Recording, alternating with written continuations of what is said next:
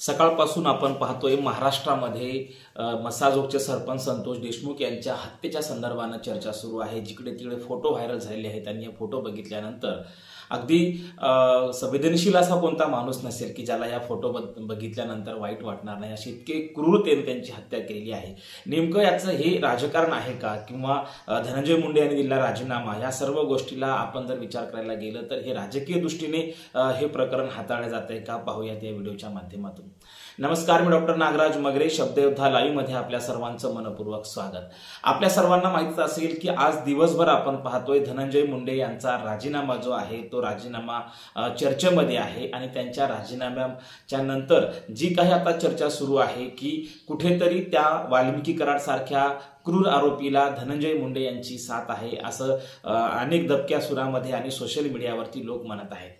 परंतु आपण जेव्हा या सगळ्या घटनांकडे पाहतो तेव्हा आपल्याला काही मागच्या घटनाही पाहणं गरजेच्या वाटतात, कारण कुठेतरी कायदा आणि सुव्यवस्था सरकार कोणाचं आहे हे महत्त्वाचं नाही, परंतु कायदा आणि सुव्यवस्था आपण राखतोय का। खरं तर या घटनेनंतरच नाही तर याच्या आधी आपण पाहिलं असेल की 2006-07च्या दरम्यान महाराष्ट्रामध्ये विदर्भामध्ये खैरलांजी प्रकरण घडलं होतं आणि 70 लोकांनी ते प्रकरण केलेलं होतं आणि एका आईच्या आणि तिच्या मुलीवर 70 लोकांनी बलात्कार करून, सामूहिक बलात्कार करून तिची हत्या करण्यात आलेली होती।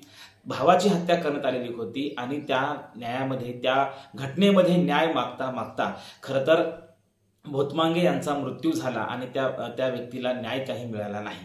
मग या सर्व अशा घटना बघितल्यानंतर आपल्याला लाज वाटते की आपण ज्या महाराष्ट्रामध्ये राहतो त्या महाराष्ट्राला आपण पुरोगामी महाराष्ट्र म्हणतो। खरं तर हा महाराष्ट्र पुरोगामी आहे का हा मोठा प्रश्न आहे, परंतु असं आपण गृहीत धरू की चला आम्ही पुरोगामी आहोत।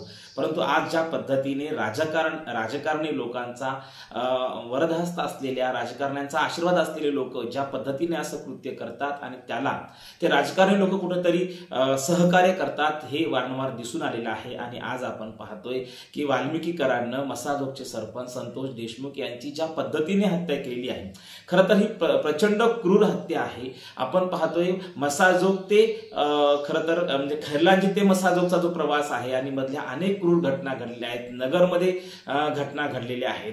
त्याच्यामध्ये आपण पाहतोय की एका मुलाच्या गुप्ता अंगामध्ये गरम गरम सळ्या खुपसून त्याला मारलेलं आहे आणि हे प्रकरण खरं तर या खैरलांजी ते मसाजोग या प्रवासामध्ये घडलेला आहे।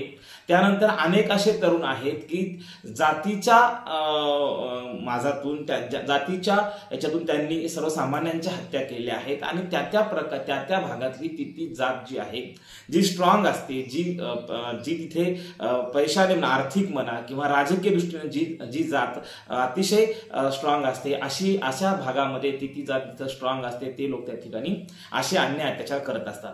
आता काही लोक म्हणतील की ही घटना जातीय घेऊ नका, तर खरंच आहे ही जातीय घटना घेणं चुकीचं ठरणार आहे, परंतु राजकारण म्हणून आणि जात म्हणून आपण नाकारू शकत नाही, कारण जात हे आपल्या देशातलं सत्य लपत नाही। आणि म्हणून आज आपण पाहतोय की बीड जिल्ह्यामध्ये एकूणच परळी असेल, बीड असेल या भागामध्ये ज्या समुदायाचं वर्चस्व आहे त्या समुदायाच्याकडून ह्या ज्या घटना घडल्या। बरं, ह्या व्यक्तीनं काय फक्त संतोष देशमुख यांची हत्या केलेली नाही, तर या गुन्हेगारांनी याच्या आधी स्वजातीच्या लोकांच्या देखील हत्या केल्यात अशी देखील बातमी आणि चर्चा आपण सोशल मीडियावरती पाहत असतो। म्हणजे एकूणच काय तर हे प्रकरण साधारण नाही, तर याला राजकीय आणि आर्थिक गणित आहे की जिथे आमच्या आर्थिक व्यवहारामध्ये, आमच्या आर्थिक कार्यामध्ये किंवा आमच्या ज्या आर्थिक नाड्या आहेत त्या जर कोणी आवडत असेल, त्याला जर कोणी सहकार्य करत नसेल, तर अशा व्यक्तीला ठार करण्याचं काम खरं तर त्या भागातील बडे राजकीय मंडळीच्या आशीर्वादाने हे घडत असतं, हे आपण नाकारू शकत नाही।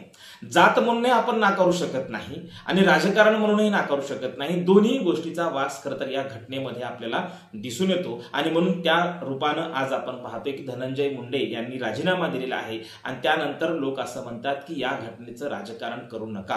खरं तर आपण पाहतोय की परभणीमध्ये प्रकरण घडलं होतं आणि परभणी सोमनाथ सूर्यवंशी यांच्या हत्येचं प्रकरण आपण पाहिले, ते देखील एक राजकारणाची बाजू आपल्याला स्पष्ट दिसून येते आणि पोलिसांच्या मारहाणीमध्ये खरं तर त्या मुलाला आपला जीव गमवावा लागला।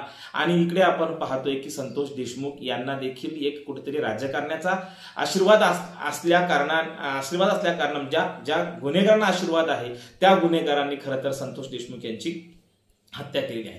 ही एवढी क्रूर हत्या आहे की आपल्या लक्षात येईल की ही हत्या अलीकडच्या म्हणजे खैरलांजीच्या नंतर किंवा त्या नगरमधल्या प्रकरणाच्या नंतर ह्या सगळ्या म्हणजे चौखेडा असेल किंवा या सगळ्या प्रकरणाच्या नंतर आपण जे पाहतोय ती संतोष देशमुख असतील किंवा तिकडे नितीन आगे असेल, नगरमधला नितीन आगेची देखील हत्या अशाच क्रूर पद्धतीने केलेली होती।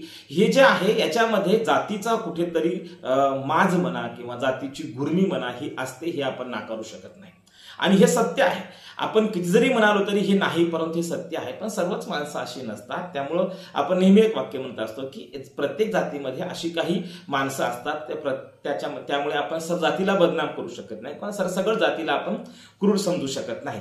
पण हे नाकारता येत नाही की याच्या पाठीमागे कुठेतरी जात हा गर्व, जातीचा माज हे आपल्याला त्या भागातल्या बहुसंख्याक लोकांचा दिसून येतो। आता आपल्या लक्षात येईल की माणूस म्हणून आपण या सगळ्या घटना जेव्हा पाहतो तर लाज वाटायला लागते की एका सर्वसामान्य कुटुंबातून आलेला जो की गावाच्या विकासासाठी धडपडणाऱ्या युवकाची, त्या सरपंचाची हत्या अशा क्रूर पद्धतीने केली जाते। खरं तर ही लाजिरवाणी बाब आहे आणि मला तर असं वाटतं की या घटनेवर ज्या पत्रकारांनी आपली मतं मांडलेत कदाचित भविष्यामध्ये हा आरोपी किंवा हे क्रूर लोक जेव्हा सुटून येतील तेव्हा त्या लोकांचं काही बरं वाईट होईल का याचा एक विचार करणं ही देखील शंका मनामध्ये येत असते। कारण आज आपण पाहतोय ज्या पद्धतीने, ज्या क्रूर पद्धतीने वाल्मिकी कराड त्यांच्या ज्या काही आंधळे असतील, चाटे असतील, ह्या ज्या सगळ्या घोघे असतील, या सगळ्या मंडळीने त्याला मारलेलं आहे, हे भयंकर आहे आणि याचा निषेध खरं तर त्या समुदायातले लोक देखील करत आहेत, ही देखील नाकारता येत नाही। परंतु ज्या पद्धतीने, ज्या क्रूर पद्धतीने मारले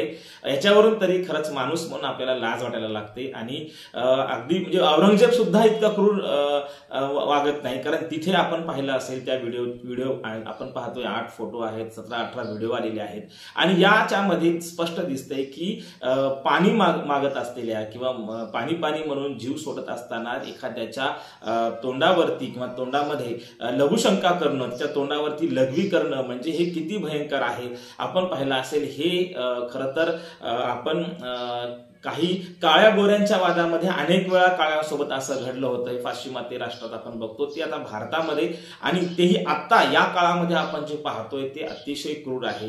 याच्यामध्ये आर्थिक उलाढाल आहेच आहे, परंतु राजकारण देखील आहे आणि जातीचे समीकरण देखील आहेत, ते नाकारता येत नाहीत। आणि मग हे संपणार आहे का नाही? खैरलांजीमध्ये आपण पाहतोय की जगाच्या पाठीवर खैरलांजी असं दुर्मिळ प्रकरण होतं की जगाला लाज वाटली या प्रकरणाची जेव्हा भारतात असं प्रकरण घडलं होतं। तोच प्रवास आपण पाहतोय आणि त्याच खैरलांजी गावला त्या काळातल्या सत्ताधाऱ्यांनी आदर्श गाव पुरस्कार दिला होता, हे नाकारता येत नाही। या सगळ्या गोष्टी आहेत ह्या राजकारणाला धरून असतात आणि मग हे जे काही जातीचा माज येतो हा केवळ राजकारणातून येतो, सत्तेतून येतो आणि म्हणून हा सत्तेतून येणारा माज आता सर्वसामान्य माणसानं जात बाजूला ठेवून अशा लोकांचा माज खरं तर सर्वसामान्य मतदारांनी खरं तर हा माज जिरवला पाहिजे, परंतु तसं आपल्याकडे होत नाही, ही शोकांतिका आहे। खरं तर पुन्हा हा माणूस सुटल्यानंतर काय करेल हे आज आपण सांगू शकत नाही, हे भयंकर आहे आणि अशा लोकांना शिक्षा झाली पाहिजे आणि खरं तर अशी कडकातली कडक शिक्षा मी तर म्हणेल की यांना अशा चौकात आणा आणि ज्या पद्धतीने त्यांनी त्यांच्या तोंडावर लघुशंका केली तसं त्या पद्धतीने या लोकांच्या तोंडावर देखील लघुशंका केल्याने त्यांना कळेल की नेमकं हे काय प्रकरण आहे। आणि बांधवांनो आपण पाहिलं असेल की 70 लोकांनी त्या खैरलांजीमध्ये त्या दोघी माया लेकीवर बलात्कार केला, त्यांची धिंड काढली, त्या मुलाला मारलं। आंधळा मुलगा त्यांचा रोशन नावाचा आंधळा मुलगा होता, त्या आंधळ्या मुलाला सुद्धा या लोकांनी क्रूरतेनं मारलं। मग हे येतं कुठून? हे सर्व जे काही आहे ते त्या जातीच्या माजातून येतं कुठेतरी। कारण ज्या ठिकाणी असा माज येतो त्याला राजकीय वास तर असतो, परंतु जातीचा वास देखील तुम्ही नाकारू शकत नाही।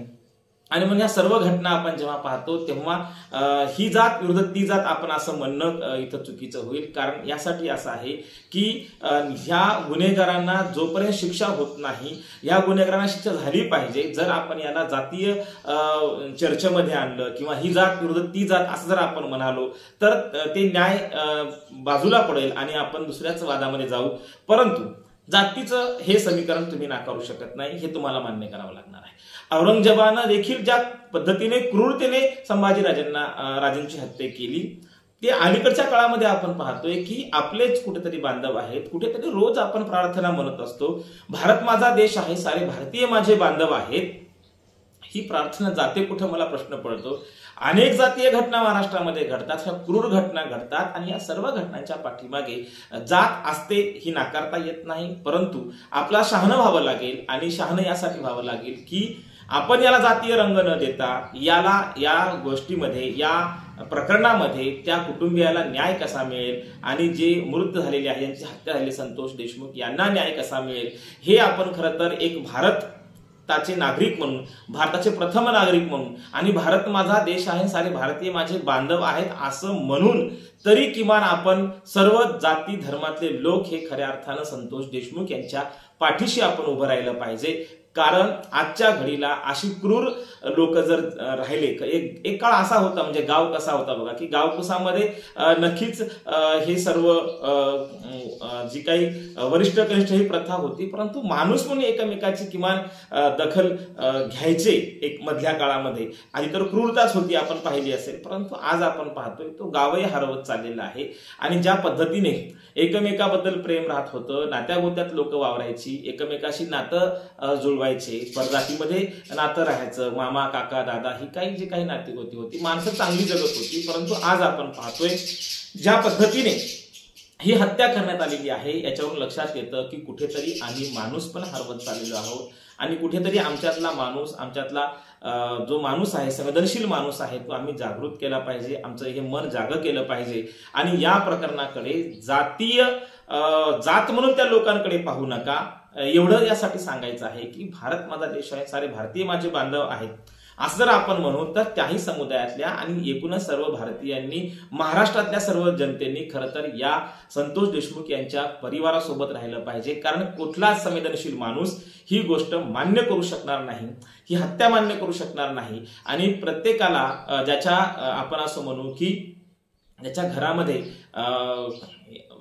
ह्या सगळ्या नात्या गोत्यांमध्ये आपण पाहतो, ज्या घरामध्ये ह्या सगळ्या प्रेम जिव्हाळा ज्याच्या घरामध्ये आहे, जो माणूस संवेदनशील आहे, ज्याला आपण पाहतो साधी मुंगी जरी आपल्या पायाखाली मारल्या गेली, किडा जरी मारला गेला तर आपल्याला कुठेतरी एक दुःख होते. अशा महाराष्ट्रात आपण राहतोय, जो संत महंतांचा हा महाराष्ट्र आहे, हा साधू संतांचा महाराष्ट्र आहे, पुरोगामी महाराष्ट्र आहे असं आपण वारंवार म्हणतो. आणि त्या महाराष्ट्रामध्ये अशा क्रूर घटना जेव्हा घडतात तेव्हा खरं तर त्या व्यक्तीला घडतात त्या जातीय माझातूनच, परंतु आपण त्या गोष्टीकडे पाहत असताना त्या समुदायाला सरसगट गुन्हेगार ठरवणं देखील त्यांच्या बाकी समुदायावरती अन्याय करणार होऊ शकते. आणि म्हणून ही जी घटना आहे, ही घटना अतिशय क्रूर आहे, एक माणुसकीला काळीमा फसणारी आहे, याला शब्द अपुरे पडतात. आणि अशा घटनेचे काही फोटोज आपण आता या नंतर पाहणार आहोत. ते फोटो पाहिल्यानंतर आपण माणूस म्हणून खरं तर मुख्यमंत्री महोदयांनी सुद्धा या घटनेकडे राजकारण म्हणून पाहू नये, तर अशा लोकांना सबक शिकवला पाहिजे. मुख्यमंत्र्यांनी देखील याची दखल घेतली पाहिजे. गेले 1.5 महिने झालं खरं तर मुख्यमंत्री असतील, उपमुख्यमंत्री असतील, यांनी या घटनेकडे तेवढं गांभीर्यानं पाहिलं नाही असं दिसून येते. परंतु आज धनंजय मुंडे यांचा राजीनामा आल्यानंतर आपल्याला हे राजकारण दिसून आलेलं आहे. परंतु जर देवेंद्र फडणवीस साहेबांना खरं तर या सगळ्या महाराष्ट्राच्या कुटुंबाचे आपण प्रमुख आहात आणि म्हणून या व्हिडिओच्या माध्यमातून आपल्याला त्यांना विनंती करायची आहे की आपण या घटनेला खरं तर आपण या घटनेकडे माणूस म्हणून जेव्हा पाहू, राजकारण म्हणून बघू नये आणि या सर्व गुन्हेगारांना, या क्रूर लोकांना खरं तर शिक्षा व्हावी यासाठी महाराष्ट्र सरकारनं प्रयत्न केले पाहिजे. कुटुंब प्रमुख म्हणून देवेंद्र फडणवीस यांनी प्रयत्न केले पाहिजे असंच एकूण सांगता येते. कारण आज आपण पाहतोय की या सर्व घटनेच्या म्हणजे जगाला लाजवेल अशी ही घटना आहे. आणि खैरलांजी नंतर म्हणजे खैरलांजी ते मसाजोग आणि वाया आपण नगर नीती नागे प्रकरण वगैरे सगळे प्रकरण जेव्हा पाहतो, परभणीचं प्रकरण जेव्हा पाहतो, तेव्हा ह्या सगळ्या घटना राजकीय आशीर्वादातून, जातीच्या माझातूनच घडत असतात. परंतु आपण सर्व संवेदनशील माणसानं त्या जातीच्या वादामध्ये न पडता, त्या माझामध्ये न पडता, आपण अशा लोकांच्या, ज्यांच्यावर अन्याय झालाय अशा लोकांच्या पाठीशी राहणं हेच आपल्यासाठी खरं तर माणूस म्हणून आणि या देशाचा नागरिक म्हणून, आणि भारत माझा देश आहे, सारे भारतीय माझे बांधव आहेत असं म्हणून आपल्याला त्यांच्या पाठीशी उभं राहणं हे तितकंच गरजेचं आहे. धन्यवाद. मित्रांनो, आपण पाहत आहोत हे संतोष देशमुख यांच्या हत्येचे चित्र आहेत. खरं तर महाराष्ट्राला लाजवणारी ही घटना आहे.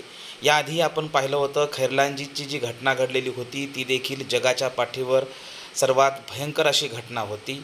हीच घटना आत्ता महाराष्ट्रामध्ये पुन्हा नव्यानं घडलेली आहे. परंतु खैरलांजीमध्ये आणि या घटनेत थोडासा मूलभूत फरक आपल्याला सांगावा लागेल. यामध्ये राजकारण आहे आणि खैरलांजीमध्ये जातीयता आपल्याला दिसून येते. परंतु ज्या पद्धतीने संतोष देशमुख यांची हत्या क्रूर पद्धतीने केलेली आहे, खरं तर ही मानवी स्वभावाला आणि आपल्यासारख्या मानवाला ती लाजवणारी आहे. पाणी मागितल्यानंतर या गुन्हेगारांनी त्यांच्या तोंडामध्ये लघुशंका करण्याचं भयंकर पाप केलेलं आहे. हे खरं तर या महाराष्ट्राला लाजवणारी बाब असल्याचं दिसून येत आहे.